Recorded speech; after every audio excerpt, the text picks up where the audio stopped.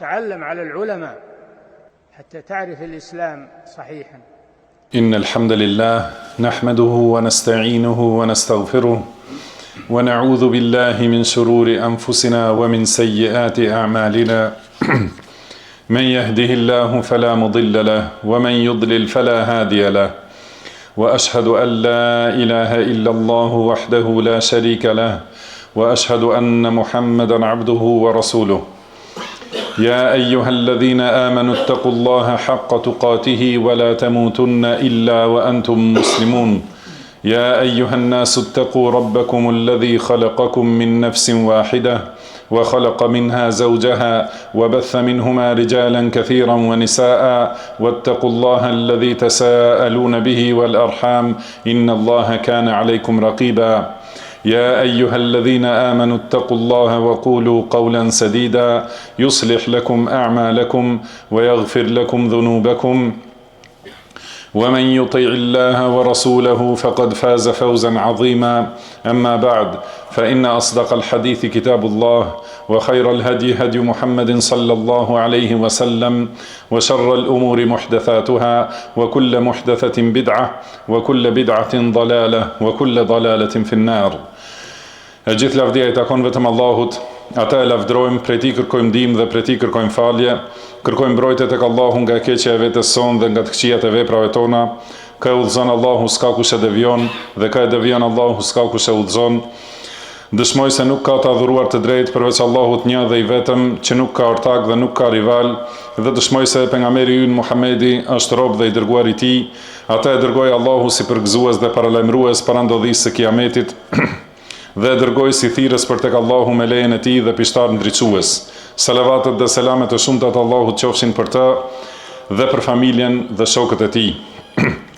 Mëtej fjala me vërtet është fjala e Allahut, udhëzimi më i mirë është udhëzimi i Muhamedit sallallahu alaihi wasallam. Punët më të këqija janë shpikjet në fe, secila shpikje në fe është bidat, secili bidat është devijim dhe secili devijim është në xhehenem. Mëtej, o ju që keni besuar, ruhuni Allahut ashtu si i takon atij dhe mos vdisni ndryshe, por vetëm duke qenë musliman. O robërt Allahut, njerëzit në këtë botë kalimtare përgatiten në mënyra të ndryshme që të jenë të suksesshëm dhe të arrijnë synimet e tyre prej posteve, diplomave apo përfitimeve të kësaj dhunjaje të përkohshme. Por neglizhenca më e madhe është që njeriu të harrojë përgatitjen për ditën e kthimit, për provimin e vërtet për të cilin është krijuar.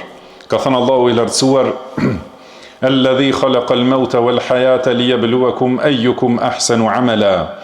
Ai është që krijoi vdekjen dhe jetën për t'ju sprovuar se kush prej jush është më i mirë në vepra. I lumtur është ai që e llogarit veten, përgatitet për ahiretin dhe i paraprin me vepra që e kënaqin Allahun e lartësuar, duke u larguar nga çdo gjë që bëhet shkak për zemrimin dhe dënimin e tij. Ka thënë Allahu i lartësuar: "Ya ayyuhalladhina amanu ittaqullaha wal tanzur nafsum ma qaddamat lighad wattaqullaha innallaha khabirun bima ta'malun." O ju që keni besuar, ruhuni Allahut dhe le të shoh secili shpirt çfarë ka përgatitur për nesër. Ruhuni Allahut, sepse Allahu i njeh imtësitë e asaj që bëni. Atë ditë krijesat do të kthehen te Zoti i tyre dhe do të merren në llogari për veprat e tyre. Ka thënë Allahu i lartësuar: "Wattaqu yawman turja'una fihi ila Allah, thumma tuwaffa kullu nafsin bima kasabat wa hum la yudhlamun." Dhe ruajuni ditës kur do të ktheheni tek Allahu. Atëherë çdo shpirt do të shpërblehet plotësisht për atë që ka fituar dhe nuk do t'u bëhet pa drejtësi. Në atë ditë njerëzit do të ndahen në të lumtur dhe të mirë. Ka thënë Allahu i lartësuar: "Dhalika yawmun majmu'un lahu an-nasu wa dhalika yawmun mashhud wa ma nu'akhiruhu illa li ajalin ma'dud yawma ya'ti la takallamu nafsun illa bi idhnihi faminhum shaqiyyun wa sa'id فأما الذين شقوا ففي النار لهم فيها زفير وشهيق خالدين فيها ما دامت السماوات والأرض إلا ما شاء ربك إن ربك فعال لما يريد." Wa amma alladhina su'idu fa fil jannati khalidina fiha ma damat as-samawati wal ard illa ma sha'a rabbuk ata'an ghayra majdhudh. Ajo është një ditë për të cilën njerëzit do të tubohen, dhe ajo është një ditë e dëshmuar. Ne nuk e vonojmë ata vetëse deri në një afat të caktuar. Kur ajo ditë të vi, askush nuk do të flasë vetëse me lejen e tij. Prej tyre do të ketë të mirë dhe të lumtur. Sa për ata që janë të mirë, do të jenë në zjarr, ku do të kenë rënkime dhe britma, duke qëndruar aty përgjithmonë, sa të jenë qejt dhe toka, përveç çfarë dëshiron Zoti yt. Vërtet Zoti yt bën çfarë të dojë. Ndërsa ata që janë të lumtur do të jenë në xhenet, duke qëndruar aty përgjithmonë, sa të jenë qejt dhe toka, përveç çfarë dëshiron Zoti yt, një dhuratë që nuk ndërpritet. O robërt Allahut, në atë ditë çdo rob do të pyetet për atë që ka bërë dhe për veprat që i ka sjellë. Fa wa rabbika lanas'alannahum ajma'in amma kanu ya'malun. Pasha Zotin tënd, ne do t'i pyesim të gjithë për atë që vepronin. Nga Abdullah ibn Mas'ud radhiyallahu anhu transmetohet se pejgamberi sallallahu alaihi wasallam ka thënë: La tazulu qadama ibni Adama yawm al-qiyamati min 'indi rabbih hatta yus'ala an khams. عن عمره فيما أفناه وعن شبابه فيما أبلاه وماله من أين اكتسبه وفيما أنفقه وماذا عمل فيما علم. Nuk do të lëvizin këmbët e birit të Ademit në ditën e Kiametit para Zotit të tij, derisa të pyetet për 5 gjëra: për jetën e tij, se ku e kaloi, për rininë e tij, se si e shpenzoi, për pasurinë e tij, nga e fitoi dhe ku e shpenzoi, dhe çfarë veproi me dijen që kishte. Transmeton Tirmidhiu dhe Albani e bën hasan li ghayrihi. Prandaj përgatiteni përgjigjen për pyetjet dhe bëjeni përgjigjen tuaj të saktë. Përgjigja juaj është ajo që punoni në këtë dunja, duke u përgatitur për provimin e ahiretit. Kjo botë është vend prove dhe testimi, ndërsa ahireti është vendi i qëndrimit të përhershëm. Nga Adi ibn Hatim radhiyallahu anhu transmetohet se i dërguari Allahut sallallahu alaihi wasallam ka thënë: Ma minkum ahadun illa sayukallimuhu rabbuhu laysa baynahu wa baynahu tarjuman. فينظر أيمن منه فلا يرى إلا ما قدم من عمله وينظر أشأم منه فلا يرى إلا ما قدم وينظر بين يديه فلا يرى إلا النار تلقاء وجهه فاتقوا النار ولو بشق تمرة. Nuk ka asnjë prej jush që Zoti i tij nuk do t'i flasë drejt për drejt, pa përkthyes ndërmjet tij dhe atij.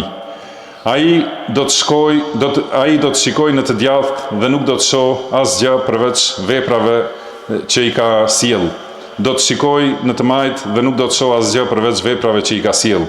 Do të shikojë përpara vetes dhe nuk do të shohë asgjë pos zjarrit përballë fytyrës së tij.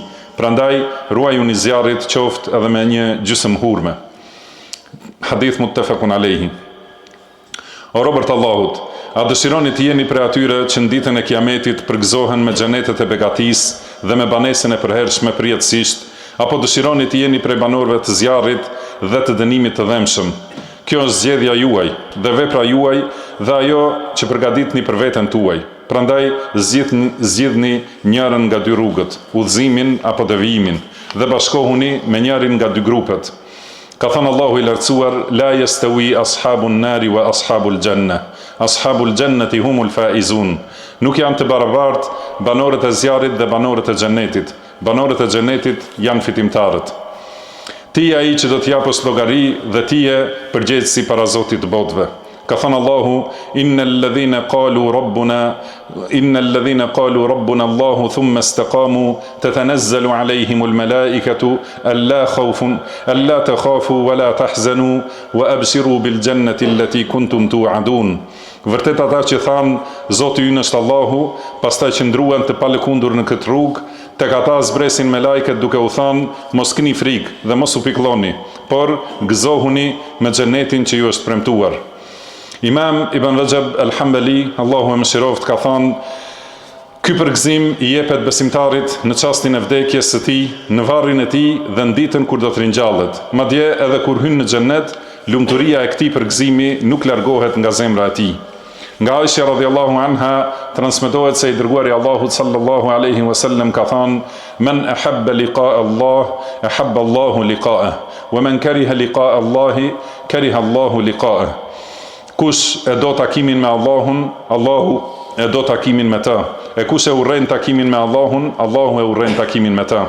Aisha radhiyallahu anha thot: Unë e pyeta, o I dërguari Allahut, a është kjo urrejtja ndaj vdekjes, sepse të gjithë ne e urrejmë vdekjen?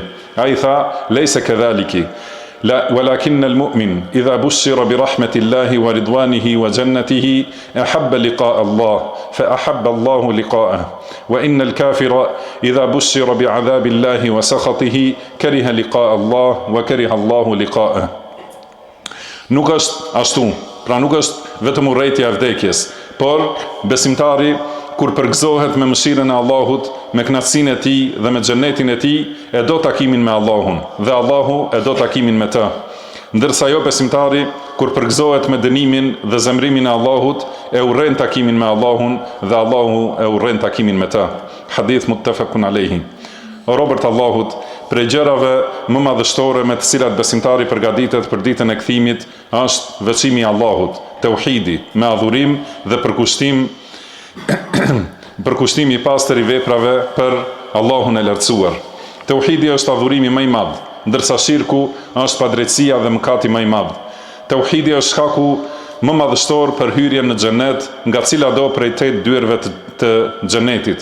Nga Ubada ibn Samit radhiyallahu anhu transmetohet se I dërguari Allahut sallallahu alaihi wasallam ka thënë: "Men shahida an la ilaha illa Allah wahdahu la sharika lah, wa anna Muhammadan abduhu wa rasuluhu, wa anna Isa abdullahi wa rasuluhu, wa kalimatuhu alqaha ila Maryam wa ruhun minhu, wal jannata haqqun wan nara haqq, adkhalahu Allah min abwabil jannati ath-thamaniya ayyaha sha'a." Kush dëshmon se nuk ka të adhuruar me të drejtë përveç Allahut, një dhe pa ortak, se Muhamedi është rob dhe I dërguari I Allahut, se Isai është rob dhe I dërguari I Allahut, fjala e tij që ja hodhi Merjemes dhe shpirt prej tij, dhe se xheneti është hak dhe zjarri është hak, Allahu do ta fusë në xhenet nga cila do prej 8 dyerve që dëshiron ai. Muttafaqun alayh. Tauhidi është shkaku më madhështor I shpëtimit në ditën e Kiametit. Dëgjoje këtë tregim se si e shpëton Allahu këtë njeri me tauhid. Nga Abdullah ibn Amr ibn al-As radhiyallahu anhuma transmetohet se I dërguari Allahut sallallahu alaihi wasallam ka thënë: "Do të thirret një njeri prej umetit tim në ditën e Kiametit para gjithë krijesave. Atij do t'i hapen 99 regjistra mëkatesh, secili sa I shohin syt. Allahu do t'i thotë: A mohon diçka prej këtyre? Ai do të thotë: Jo, o Zoti im. Allahu do t'i thotë: A të kanë bërë padrejtësi shkruesit e mi? Ai do të thotë: Jo. Pastaj do t'i thotë: A ke ndonjë të mirë? Njeriu do të thotë: Jo. Allahu do t'i thotë: Po, ti tek ne ke një të mirë dhe sot nuk do të bëhet padrejtësi. Pastaj nxirret një kartë ku shkruhet: Ashhadu an la ilaha illa Allah wa anna Muhammadar Rasulullah.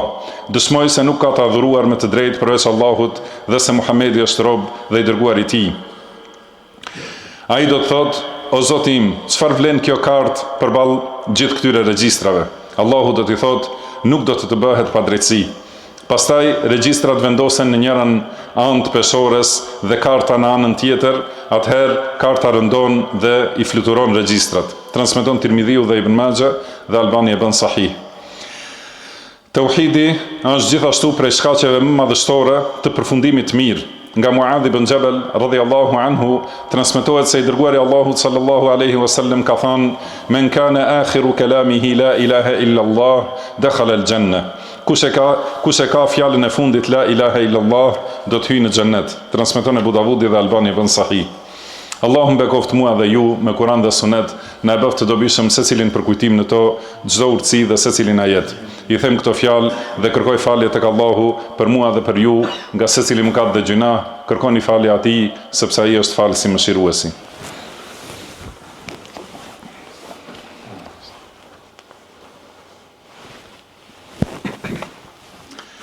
Alhamdulillahi rabbil alamin, wal aqibatu lil muttaqin.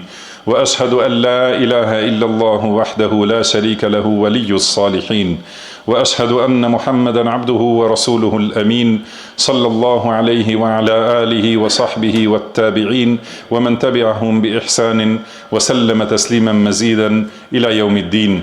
Gjithë lavdia takon Allahut, Zotit të botëve. Përfundimi I mirë është për të devotshmit. Dëshmoj se nuk ka të adhuruar të drejtë pos Allahut një dhe të pashoq. Ai është mbrojtësi I bamirësve. Dhe dëshmoj se Muhamedi është rob dhe I dërguar I Tij besnik.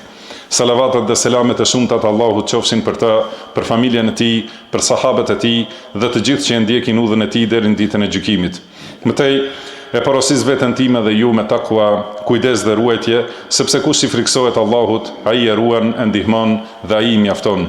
Vëllezër besimtar, prej përgatitjes për ditën e kthimit është përpjekja me vepra të mira, punimi sipas udhëzimit dhe sunetit të dërguarit të Allahut sallallahu alaihi wasallam, pendimi tek Allahu nga të gjitha gjunahet dhe gabimet, mirësia ndaj njerëzve, largimi I dëmit prej tyre, kthimi I padrejtësive tek pronarët e tyre dhe kërkimi I faljes prej tyre, përpjekja në llogaritjen dhe qortimin e vetvetes, si dhe shtimi I përkujtimit të vdekjes, llogarisë, shpërblimit, begative dhe ndëshkimit, xhenetit dhe xhehenemit.